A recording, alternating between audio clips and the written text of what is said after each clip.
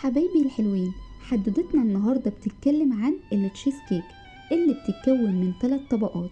كل طبقة وطبقة فيها جمال وفيها حدوتة وفيها غرام.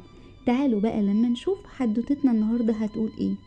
كان يا مكان يا سادة يا كرام، كان زمان في بنت جميلة جدا بتحب الجبنة. من كتر عشقها للجبنة قررت انها تصنع منها حلوى، فجابت على طول الكبة بتاعتها ونزلت ب 400 جرام من البسكوت السادة. وبعد ما نزلت بالبسكوت بالشكل ده على طول هتنزل بالزبدة السايحة على البسكوت في حدود 200 جرام. بعد كده هتطحن البسكوت مع الزبدة كويس خالص لغاية ما يبقى شكل البسكوت كده عامل زي الرملة المندية. لما تضغطوا عليها كده تتكون بالشكل ده، ولما تضغطوا عليها تتفرول بالطريقة دي. على طول جابت الصينية بتاعتها ونزلت بالرملة المندية، قصدي البسكوت المطحون بالزبدة. وبعد كده بعد ما نزلت بيه على طول في الصينية بإيديها الحلوة هتبدأ تضغط الطبقة دي علشان تتماسك وتضغطها كويس طبعا.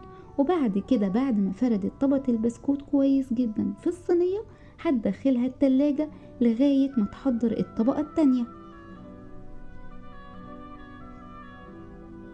والطبقة التانية عبارة عن ايه؟ جابت 2 باكت من جيلي الليمون ونزلت عليهم بعلبة صغيرة من كريمة الطهي المخصصة للحلويات، ودي في حدود 200 ملي. بعد كده هتنزل ب16 مثلث من الجبنة الكريمي او الجبنة المثلثات. وبعد كده هتضربهم كويس مع بعض خالص بالمضرب الكهربائي لغاية ما يبقى ده شكل الكريمة ناعمة وكل المكونات تدخلت مع بعض.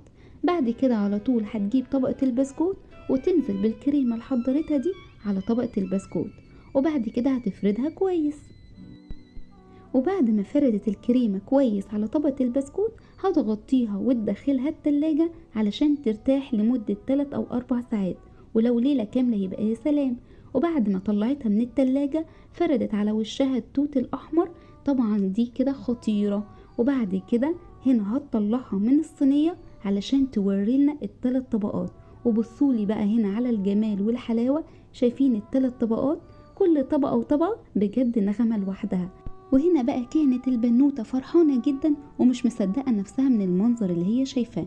وبعد كده على طول راحت جايبة السكينة بتاعتها وبدأت تقطع أول قطعة من التشيز كيك علشان تشوف المنظر من جوه عامل ازاي.